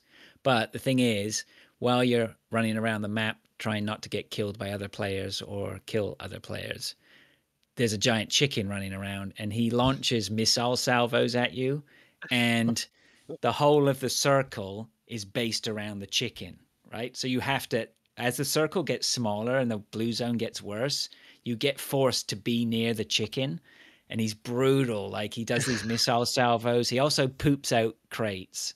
So if you can get close to him, you can pick up some level 3 gear when he poops the crate out. Yeah, this is the kind of ridiculous stuff that the PUBG is, like, honestly needed. Like, this sounds absolutely stupid. Honestly, I actually really want to play it now. Honestly, please do, because I played earlier with the boys, the typical core lads, Arnie, Matt, and Sean jumped in as well. None of them took to the chicken game like me. I love it. I want to get back in and play more chicken game. I want to win that game mode, and it's only around 9 days. What you should so be playing? I need build Fortnite is what you should be playing. I could possibly get into Fortnite. Get involved, yeah. But anyway, I'm not going to. but I'll play PUBG. But anyway, so I am looking to get a squad together to win this chicken round. And it is very surreal, by the way. It is totally surreal. I got killed by the chicken in my second game. He took me down. That's that honourable death.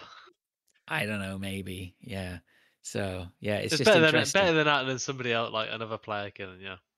I honestly, I think it's hilarious. I really, as a game mode, I mean, it's just great when you're flying over in the plane at the start and there's this giant chicken on the map. You have to see it to believe it. So that's the PUBG experience. That's me done.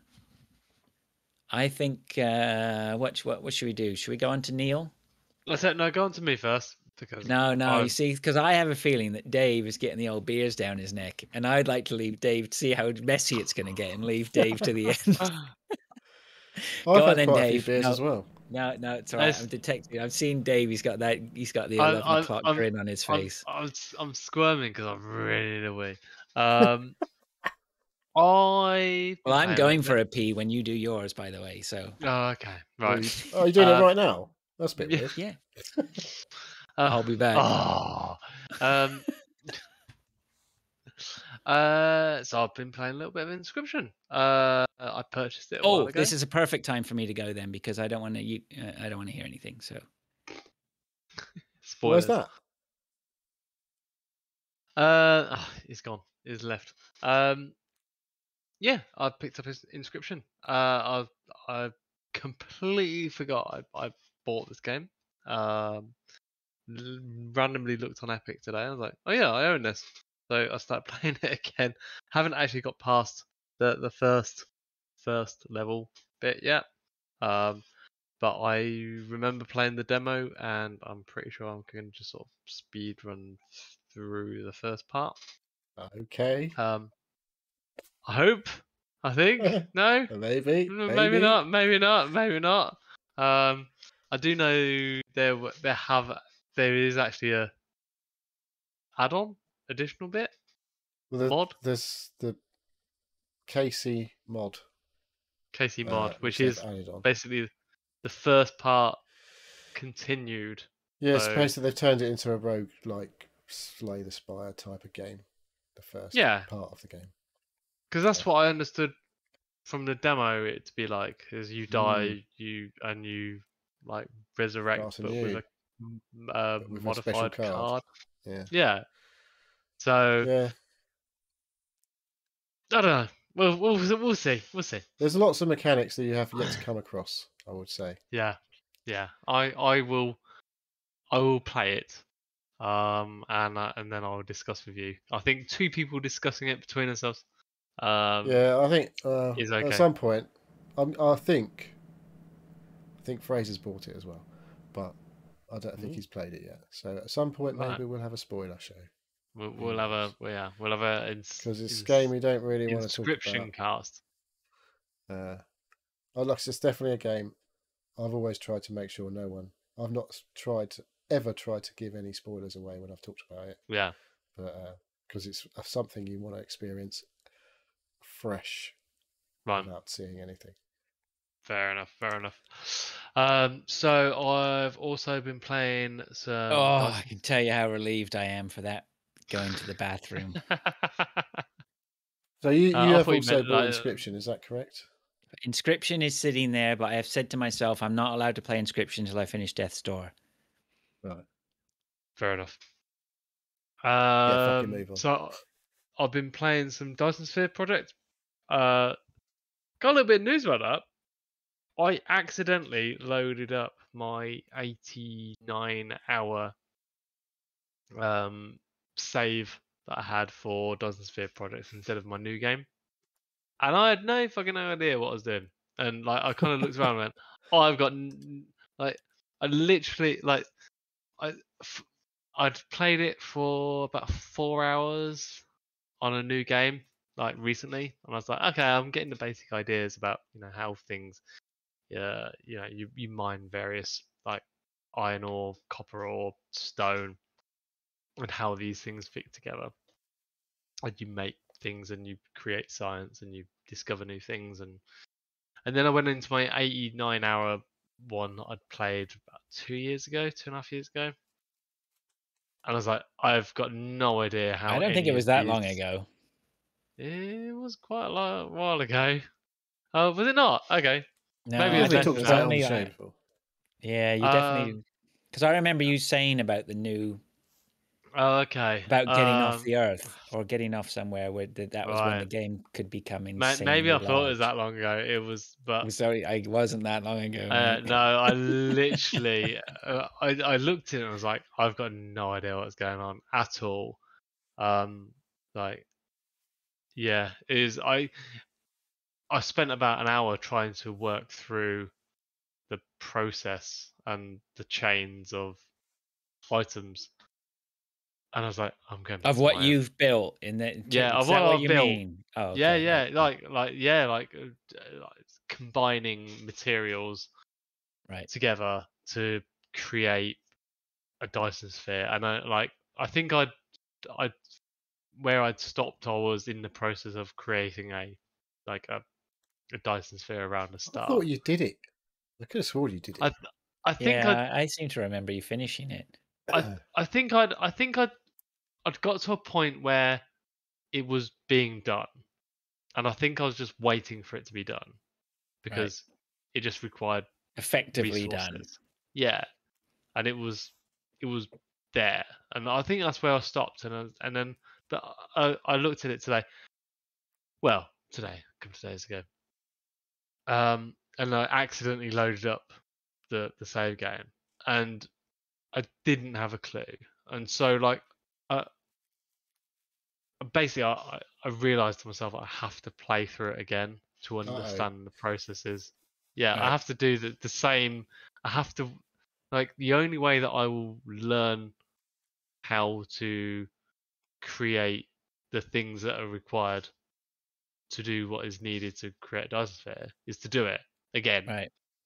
Because it's so complicated that, like, it's in one ear out the other. We're all waiting for the killer line here, aren't we? Go on. What's that? What do you think? You're back in. That you're back in doing it all from scratch again. Are you? Oh my God, he is. I wish I wasn't. You're gonna lose your missus.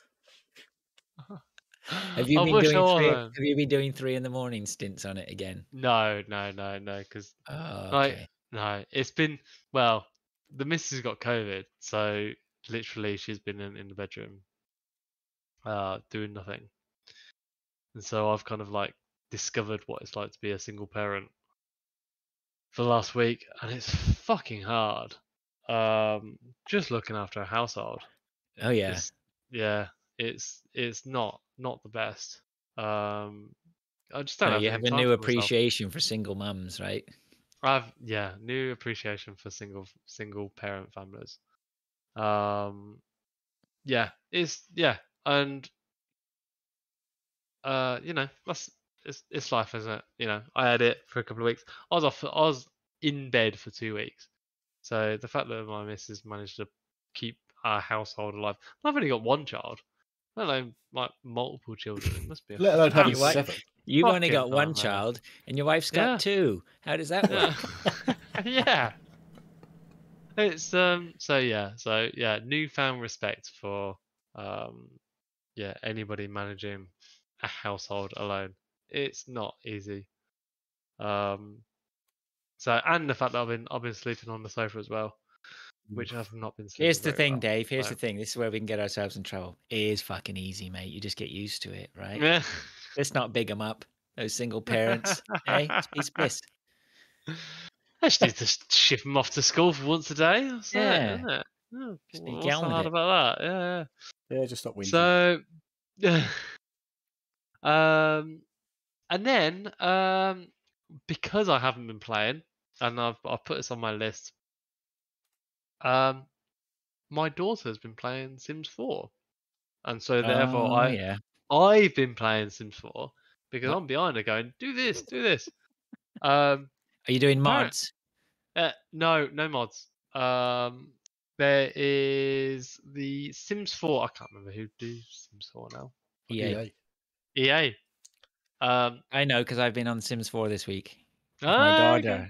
My daughter wanted mods, so we've been working out how to do that. Okay. No, apparently they're doing challenges at the moment. So they actually set you a challenge.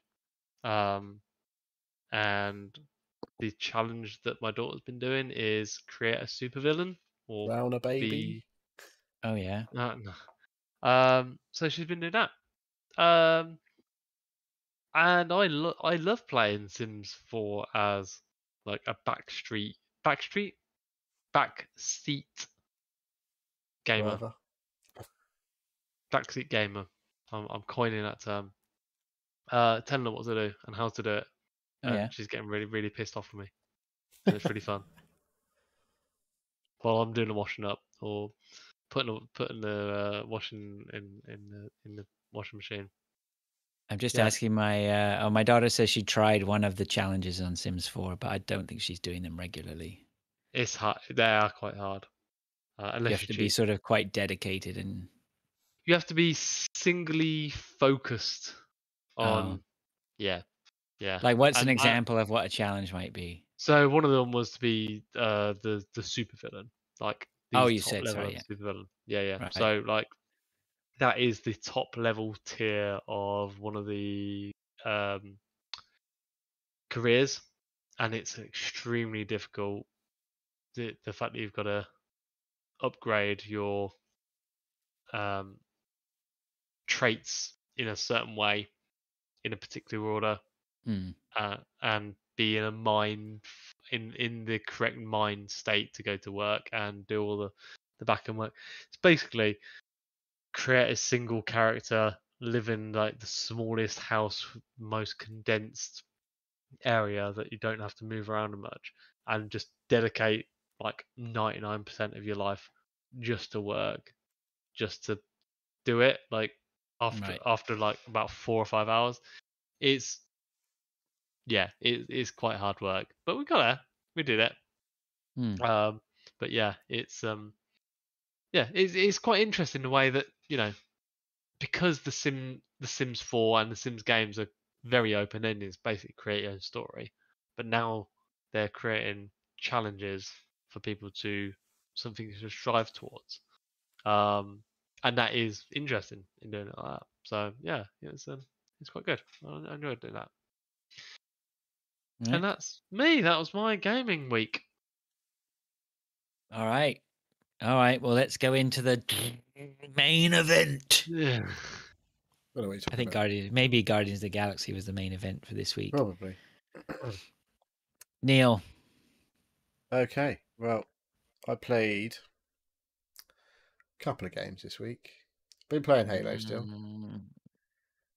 But I'm seeing a circular object. Not this circular, time. Actually, both of them. Sort of They've circular. both got rings. It's not quite circular. I haven't been on the Elden Ring. I've been on the Nürburgring.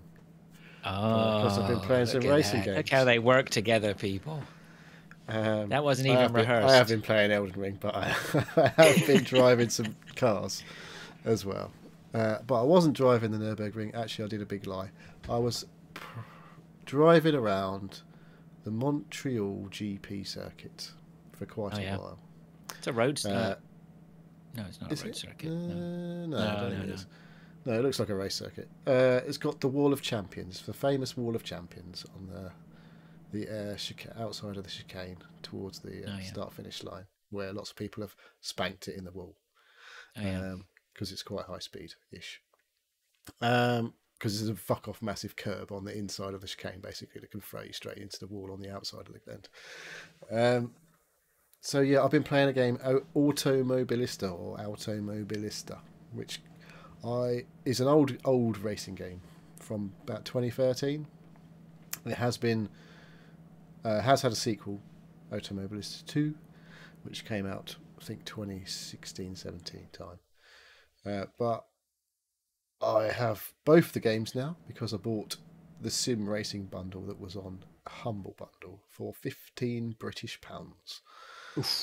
which included those two games and Assetto Corsa Ultimate Edition, which I already own, and Assetto Corsa Competizione, which I already own, and R Factor 2, which I have previously owned but refunded, but they'd run out of keys for that, and NASCAR Heat 5, Drift 21. It's like loads of stuff. Like, and I paid 15 quid. And a bit of money half of my money went to charity nearly. Half went to the publishers. Well, not half. It was like a 40, 10 or whatever. 20, I fucking can't work out. My maths has gone to shit as well. But yeah, basically gave Humble the smallest amount I possibly could. And the rest of the money was like 50-50 split between the devs and the charities. But yeah, 15 quid, and it was crazy. So I've got a couple of keys potentially to give away. Oh, look at this. Not right now, though. Not right now. Because I asked my brother, reliable brother, if he wanted one of them, and he hasn't fucking answered me yet. So I might just fucking give it away. He will. He will. It'll yeah, just be once when I've given it away. You're going to give it away to. So I've been playing this Automobilista first one. It looks old, but it looks decent at the same time. It's like a PC game, so it looks a bit ahead of its time compared to some of the console stuff. But it is a bit basic. But it is actually quite playable with a controller, which is unusual for a PC sim racing game. So I've actually been quite enjoying it. First thing I did was jump in a Mini, nice and easy. Did an hour practice session, getting used to the controls, and like I say, playing with a controller rather than steering wheel. And then earlier today, I jumped into it was a Formula One car, but from the V10 era. So they sound fucking amazing. They rev to like 18,000 RPM. They're like the proper high pitched, well fucking loud F1 cars from like 2000s ish. So the thing with this is, I haven't sussed out how to do it yet. Well, I have kind of sussed out how to do it. You can fucking get loads and loads of mods for these games. Virtually all of the PC racing games, particularly the older ones, like R Factor 2 and this one, there's fucking loads of mods that make it look just way better than it normally does. But I haven't got around to actually doing it because apparently you have to pay money to join the race department. I was like, ugh, it's €3 for a month membership. And I could probably just fucking pay €3 and download absolutely shitloads of mods and then not paying it for again. But I haven't looked into it much further than that at the moment.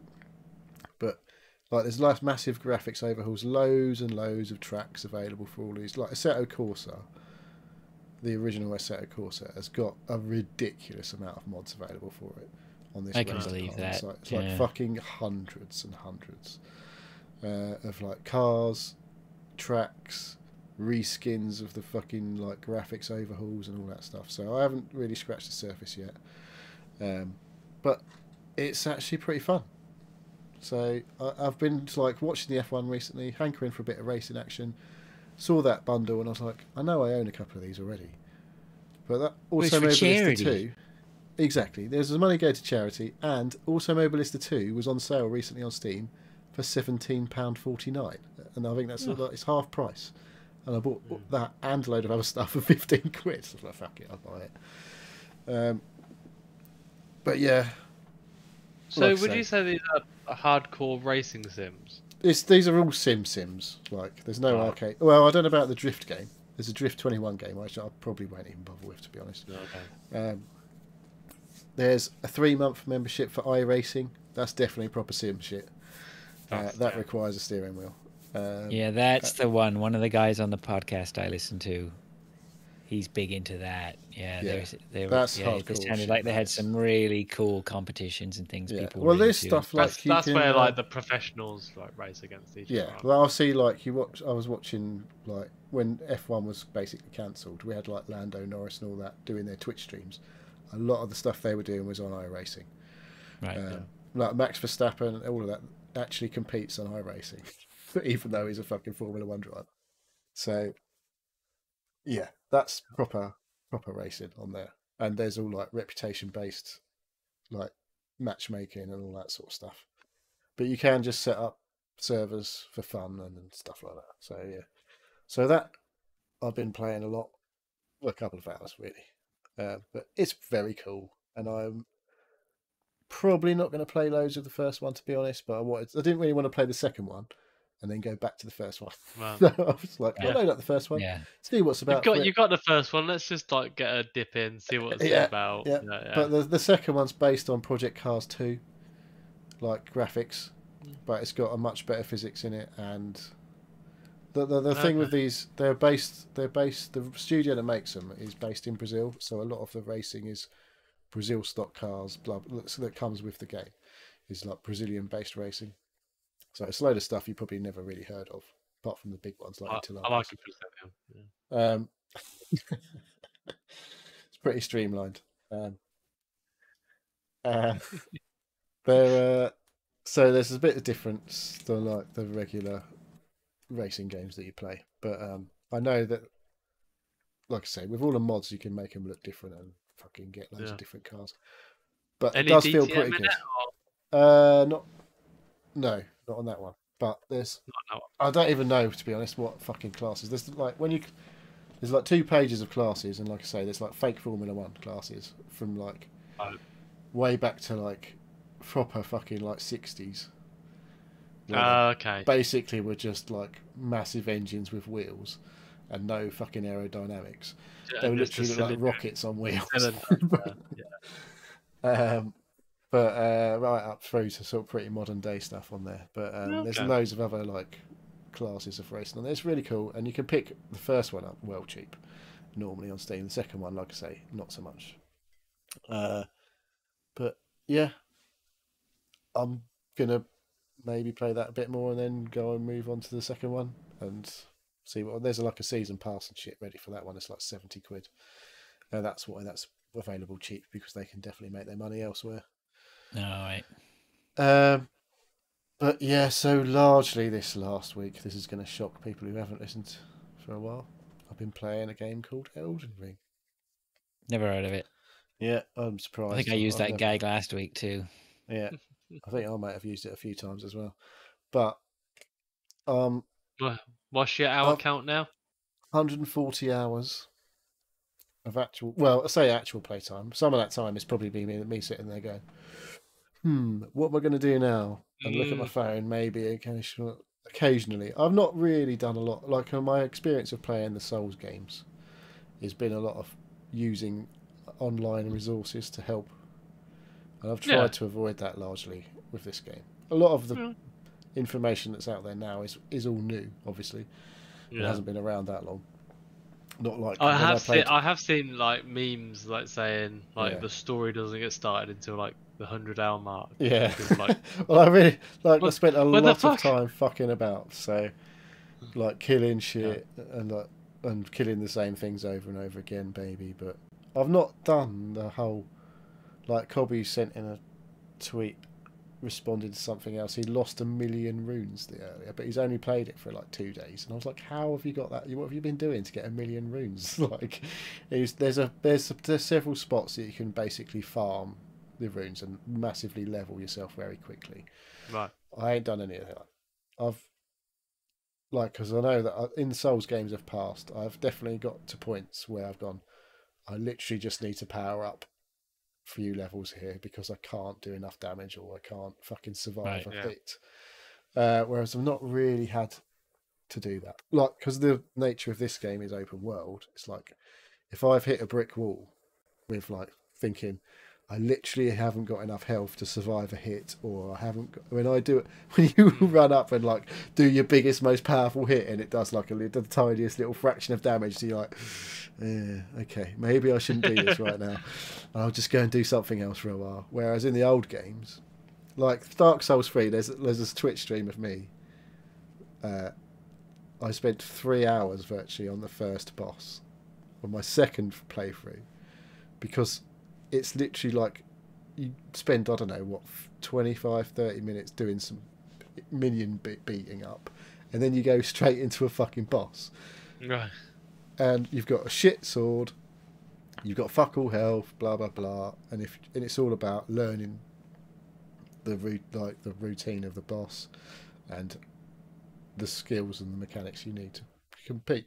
But it took me a long time to learn that first boss in Dark Souls 3 for the second time. Whereas, like I say, in this game, because it's open world, I just go, fuck it, I'm going to go and do something else for a while. Go and kill some sheep or whatever, stab some birds, make some arrows for me bow or whatever, and then make some bat soup. Yeah, I haven't made any bat soup, but I've got fucking masses of crafting stuff, but I hardly make anything of the crafting stuff, to be honest. There's this huge crafting section of things to make, but I don't like. You can. It's a Witcher thing, isn't it, where you imbue your weapons with, like, affinities or whatever. Like, you can put magic on your sword and shit like that. I've never played a Witcher games really, but in this game you can like put fire on your weapon, put a increased bleed or lightning on your weapons. I don't really mess with all of that. I've never really have done, unless it says in the guide in the old games, put lightning on your weapon, otherwise you're basically fucked. But yeah, I've just fucking absolutely love this game. Like I said, I'm so late to the party on Souls games in general, and like I say, I've struggled at times with 3. Dark Souls 3 was my first that I really went and committed to. Remastered first one was great, and I think I finished that in about 100 hours. And like I say, in this one I'm up to 140, and I've fucking got so much still to do, and I could be playing this for months. I suspect you really, honestly don't know. Like, I don't know at what point I'll actually finish a run. I've beaten 4 of the proper main bosses that I think you have to beat to finish the game. 4, maybe 5. I don't know 4 of how many? I don't know, okay. honestly. Right. Because like I say, I try not to fucking find out too much. I know that's fair names enough. you keep. When you're looking you're on the Reddit or whatever. Like, I'll get things on twice a day, pretty much. My Reddit app sends me a notification from the Elden Ring fucking feed, and usually it's like, it's a funny joke that I know about, or sometimes it's like, I haven't got a fucking clue what you're talking about. But because I've not, like I say, I'm not trying really hard not to just go and fucking look everything up. And if I fight a boss, I'm trying to do it over and over and learn and fucking get better at it and understand like the timing and all that shit. Because I'm a melee character, so, and I've got no magic. So you watch some videos and they've got these fucking super mad, crazy magic spells that just obliterate stuff. But I haven't even messed with any of that at all. So I'm just like not this run anyway. Pure agility. Not on this one. Yeah. Exactly, not on this run. Maybe the next. So, what do you think if you were to do another run? How would it be different? Do you think? Like, say this because you're not going to. If you were to do another run, you can't tell me that you're going to take 140 hours to get to the same sort of where you are now. No, I wouldn't have thought so. I don't know what I'd do on the second run, like in terms of progress wise. But I would definitely play it a different way. Like, there's two melee ways to play. I'm going high dexterity and agility sort of thing. So I'm pumping loads of dexterity in my levels, which means some of the weapons scale with dexterity. So I'm using a katana and a mace. I've increased the amount that they scale with dexterity by doing this Ash of War thing. And there's just fucking so much to these games. It's crazy. There's been loads to these games, all these games in the past. This one is fucking crazy how much there is to this game. Yeah. And all the little mechanics that you can affect the weapons, or like the other way of playing melee is to go high strength, which means you're not as agile usually, because you need to be. It's like having a two-handed sword, right? These fucking gigantic. Some of the weapons are fucking ridiculous. Like, I've basically used the same sword the whole way through, and then I got this, the Morning Star it's called. It's like a mace, so it's like a big stick with a ball on the end. The ball has got fucking tons of big metal spikes on it, and it looks fucking evil. And when you hit things with it, it sounds fucking brutal. It's just like whoosh, bosh, and it's just like, yeah, that would really fucking hurt if that hit you. Like, really fucking hurt. You'd be dead. So, but the thing about this, like these games, like this one particularly, like when I watch back the videos that I like watching my own videos. It's fucking sad, but I like reliving that moment because, like, when you're in it and you're trying to Super fucking sad. avoid, it's like, but I've never recorded this stuff. But when you go back and watch it, and you're like, watch this guy with a fucking big axe, and it misses you by like a fraction of an inch, and it just goes thud straight into the ground, and literally sticks in the fucking ground, and you just missed it, and you're like, "Ooh, that was pretty fucking close." And the sound of the fucking weapons and stuff like that is so good. It's just fucking awesome. Absolutely awesome. It's almost as if you like this game, Neil. Yeah, well, you could say that. But so I'm impressed because you did actually come up with some other games today. So I think we should all take a moment to acknowledge the fact that some other gaming has creeped in. Yeah. Well, you know, it's only because I do a podcast. Otherwise, I would be fucking just hammering the shit out. Well, not I'm not hammering the shit out of it anyway. But I was thinking, I better talk about something other than Elden Ring. But yeah, I don't think I'll have finished it by next week. Put it that way. So I don't think I'll have started a new run by next week. No, I still think we have many, many more weeks to squeeze out of you. Yeah, some more the juice out of the Elden Ring sponge. But yeah, it's good to see. I know a few people who've, like Christian, messaged me the other day to say, you know, he's never played one of these games before, but he's absolutely loving this one. So, oh yeah. Oh, actually, you reminded me. I got to give a shout out to Snoogans for joining us on PUBG. He's been dipping in and out, playing some games with us. So that's been good addition to the rota. It's always nice to have another player. My son's been playing too, actually, so that's been good. Yeah. Come join. Let's go kill the big chicken. Like Scott said earlier, you think you're battling some impressive enemies. Come and battle this big chicken with us. That chicken's got fucking nothing on the gargoyles, trust me. Oh man, some of the fuckers. Absolute fuckers. Some of the bosses. But the bosses always feel like they're beatable. Whereas like some of the fucking there's a couple of like just he's off again, isn't he? He's off again. A couple of wandering enemies that I just go, I see him and I'm like, I'm not going anywhere fucking near that thing. Oh yeah, I know it will fucking kill me. Yeah. So that's just good. So fucking good. Okay, well, do you have anything else? Because if not, then I think we'll call that a show. Well, we can. Dave, anything else, or do you want to take us out with your magic words? No, wizard, the ending wizard that you are. I will do my bit. I'll say thank you very much for listening to the Seal Podcast. If you'd like to ask us questions or get involved, please ask us questions via Twitter @Seal Podcast, email at sealpodcast@gmail.com, or join us on our Discord. A link is pinned to Twitter. We have YouTube and Twitch channels, which we attempt to upload and stream to regularly. And that's it. I don't know if Neil wants to do a shout out of some of the people. Chatters. We've had a new first time chatter tonight, Polar Knights. It's commenting on beards. Thank you. Lord and Sumu, the chatters that I have participated in chat tonight. All right. Thank you for coming in, everyone. Nice to see you. Good. All right. Okay. Well, it pains me to finish as usual. I'm sure we could keep talking about Elden Ring if we wanted to, but we will save that until next week where we'll have more. Thank you very much. I am gonna. Actually, I'm not gonna say I'm gonna play it. That's a whole other debate.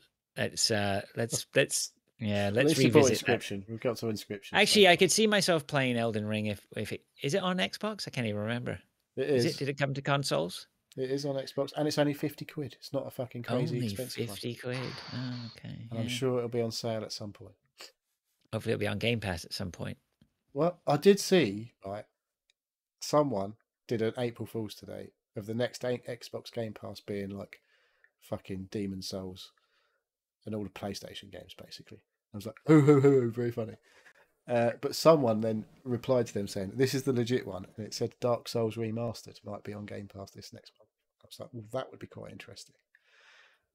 Do you think Microsoft is going to swoop in and buy From? No. Be a big coup, that would. Mate, because it's sold. How many do you think they've sold of Elden Ring? It was 12 million a couple of weeks ago. I'd say yeah, the so they're same making 12 bank. million is still playing it. So Yeah, but 12 then how million. many more have bought it since that 12 million was out like 2 weeks ago? Well, it Another still couple of doesn't million? matter. I mean, but why even? But yeah, but I mean, still, you could have Microsoft swoop in and do it, right? But I only in terms of the fact that I heard the rumor that they were going to go that Sony was going to buy them, and they become sort of like Sony has to buy somebody, right? Sooner or later. Oh. But I could see Microsoft swooping in and saying, "Man, fuck you. Here's the mic." Microsoft gets that checkbook out. I tell you, watch this space. I don't know if I honestly don't know. I don't know if they'd go with either of them. And it would have to be a lot of money, I think, for them to just go, yeah, whatever. We'll go It would exclusive. now. Yeah. Their price just went up for sure. Yeah. No doubt about it. Who's to say Google and Stadia's not going to buy them, eh? They're fucking better not, because I want to carry on playing these games. Oh, savage. On that bombshell. All right. Okay. That one. Oh, I'm reeling from that one. Elden Ring Stadia. Is it on Stadia? Can't be on Stadia, can it? No. Okay. Is Stadia still going? Who knows? Who cares? Who knows? That Okay. was it. All right. Thanks everyone for listening. Much appreciated. Dave, Neil, thanks very much. Pilch, we'll catch up with you soon. Until next time, everyone. Thank you and goodbye. See Pleasure. ya. Ta-da.